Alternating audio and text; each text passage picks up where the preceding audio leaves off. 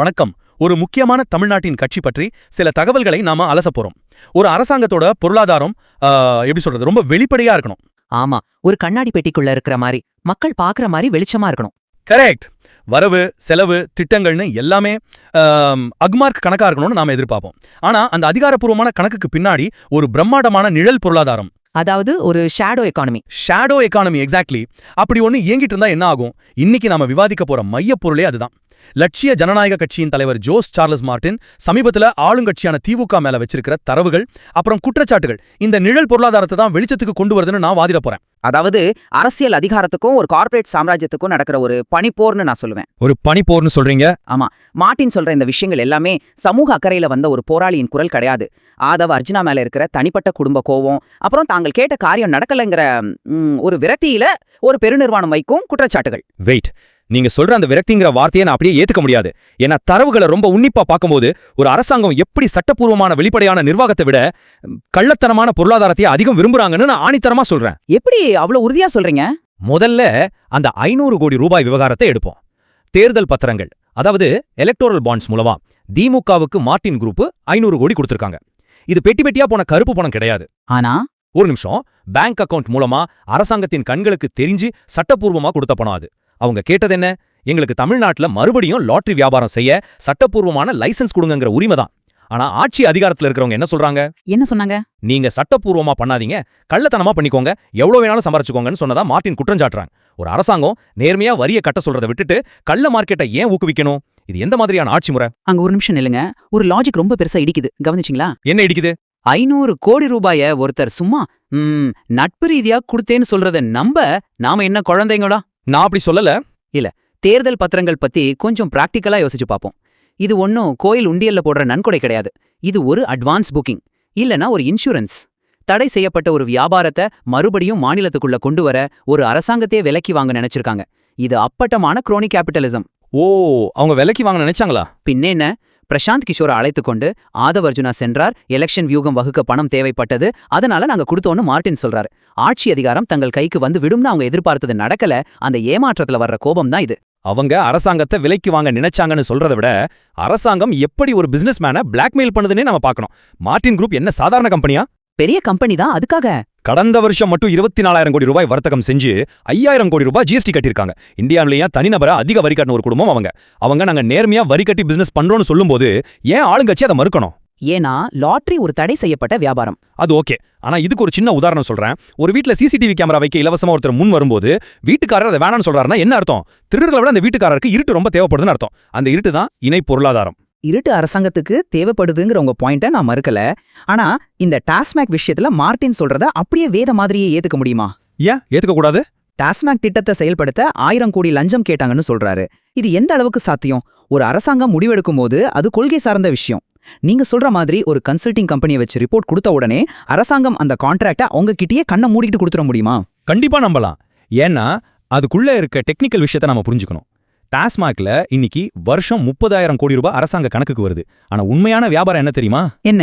ஒரு மது பாட்டில தயாரிக்க ஃபேக்டரிக்கு ஆகிற செலவு வெறும் 20 ரூபாய். ஆனா அதை எந்த விதமான கணக்கும் இல்லாம கூடுதல் வரிகளும் இல்லாம 150 ரூபாய்க்கு சாதாரண மக்கள் கிட்ட விற்கப்படுது. நடுவுல இருக்க அந்த 130 ரூபாய் வித்தியாசம் எங்க போகுது? அதுல நிறைய லோக்கல் இஷ்யூஸ் இருக்கு. அதுக்காகத்தான் மார்ட்டின் ஒரு விரிவான திட்டத்தை அரசாங்கத்துக்கிட்ட கொடுத்தார். அதுதான் end to end QR code system. அதாவது ஃபேக்டரியில ஒரு பாட்டில் உற்பத்தியாகி குடோனுக்கு வந்து லாரியில ஏறி கடைசியா கஸ்டமர் கைக்கு போற வரைக்கும் அந்த பாட்டில டிஜிட்டலா ட்ராக் பண்ற சிஸ்டம். ஓகே. இதை இம்ப்ளிமெண்ட் பண்ணா கணக்குல வராத கள்ள பாட்டில்களை விற்கவே முடியாது. இந்த சிஸ்டம் மூலமா அரசாங்கத்தோட வருமானம் 30,000 கோடியிலிருந்து 60,000 கோடியா மாறும்னு டாப் 4 சர்வதேச கன்சல்டிங் கம்பெனிகளை வச்சு ரிப்போர்ட் கொடுத்திருக்காங்க. ஆனா டாஸ்மாக்ன்றது தமிழ்நாட்டோட ஒரு மிகப்பெரிய அரசியல் சிக்கல். இது ஒரு ஐடி ப்ராஜெக்ட் மாதிரி சுருக்கிட முடியாது. அந்த ப்ராஜெக்ட் பிடிஆர் கிட்ட கொடுத்தாங்க, சபரீசன் கிட்ட கொடுத்தாங்க, அவங்க 1000 கோடி லஞ்சம் கேட்டாங்கன்னு சொல்றதுக்கு என்ன ஆதாரம்? ஒரு பிசினஸ் கிடைக்கலன்னா உடனே சிஸ்டம் முழுக்க தப்புன்னு சொல்றது கார்ப்பரேட் விரக்தி இல்லையா? நீங்க திரும்ப கார்ப்பரேட் விரக்தின்னு ஒற்றை வார்த்தையில இதை சுருக்க பாக்குறீங்க. ஆனா இந்த டாஸ்மாக் QR கோட் நிராகரிப்புக்கும் முன்னாள் நிதியமைச்சர் PTR பழனிவேல் தியாகராஜன் ஆடியோ விவகாரத்துக்கும் உள்ள கனெக்ஷனை ஏன் நாம பார்க்க மறுக்கிறோம்? PTR ஆடியோ விவகாரம் ஏற்கனவே பொதுவழியில பேசி முடிஞ்ச ஒண்ணு இல்லையே. அந்த ஆடியோல சபரீசன் 3000 கோடியும் உதயநிதி 30,000 கோடியும் குறுகிய காலத்துல சம்பாதிச்சிட்டாங்கன்னு PTR பேசினதா வெளியாச்சு. இந்த 30,000 கோடிங்கிற நம்பர் எங்க இருந்து வருது?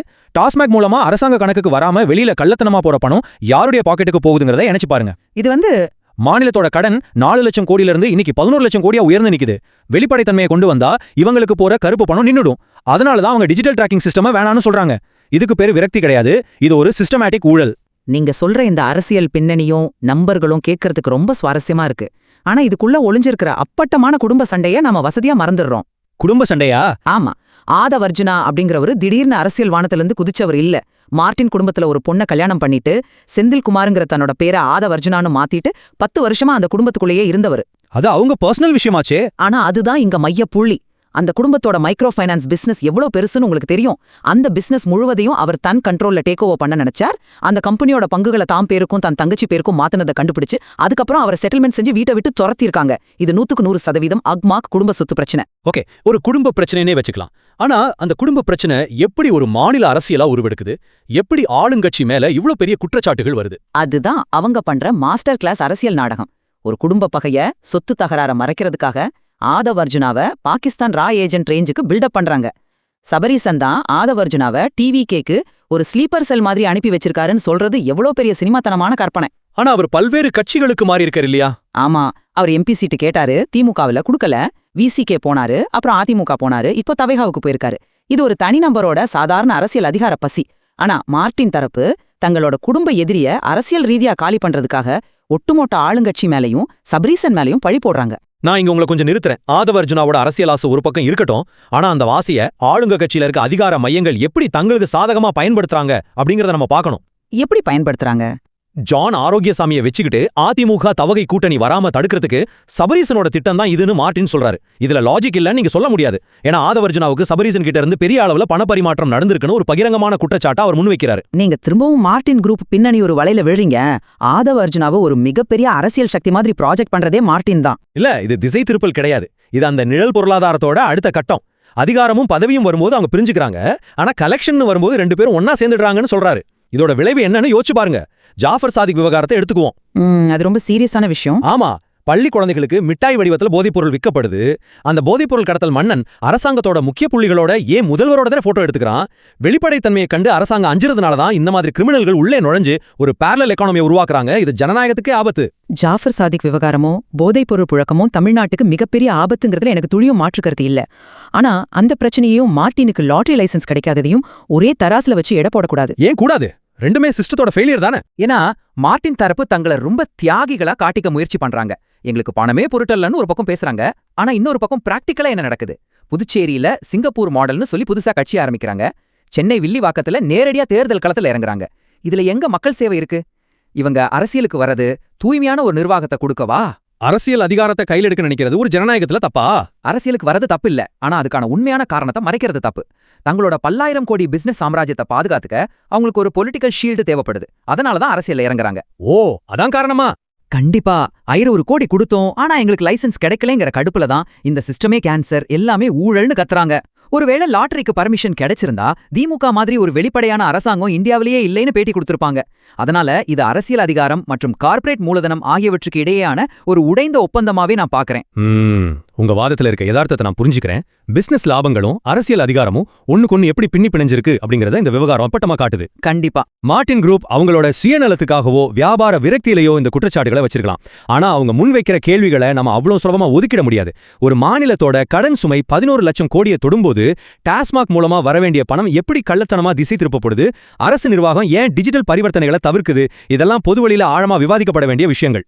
தரவுகள் எப்போதுமே முக்கியமானதுதான். ஆனா அந்த தரவுகள் எந்த பின்னணியில யாருக்கு எதிரா பகிரப்படுது அப்படிங்கறத பொறுத்தே அதோட உண்மையான மதிப்பை நாம எடை போடணும். கரெக்ட். ஒரு குடும்ப மோதல், மைக்ரோ ஃபைனான்ஸ் பங்குகளை பிரிப்பதில் ஏற்பட்ட தகராறு, அரசியல் பேரம், இதெல்லாம் ஒன்னு சேர்ந்த ஒரு புள்ளியில தான் இந்த குற்றச்சாட்டுகள் வெடிக்குது. கார்ப்பரேட் பணமும் அரசியல் அதிகாரமும் மோதும்போது அங்க வெளிவர உண்மைகள் எல்லாமே அவங்களுக்கு வசதியான உண்மைகள் மட்டுமே. ஆமா, நம்ம மீண்டும் அந்த ஆரம்ப புள்ளிக்கு வர்றோம். வெளிச்சத்தில் இருக்கும் அதிகாரப்பூர்வமான கணக்கு புத்தகத்தை விட நிழலில் எழுதப்படும் அந்த 2வது கணக்கு புத்தகமே ஒரு மாநிலத்தின் உண்மையான அரசியலை தீர்மானிக்கிறது என்பதை இந்த விவாதம் ஆழமாக உணர்த்துகிறது. அது குடும்ப பகையா இருந்தாலும் சரி, கார்ப்பரேட் பேரமாக இருந்தாலும் சரி, அந்த இருண்ட பொருளாதாரத்துல இன்னும் பல மர்மங்கள் ஒளிஞ்சிருக்கு. கண்டிப்பா.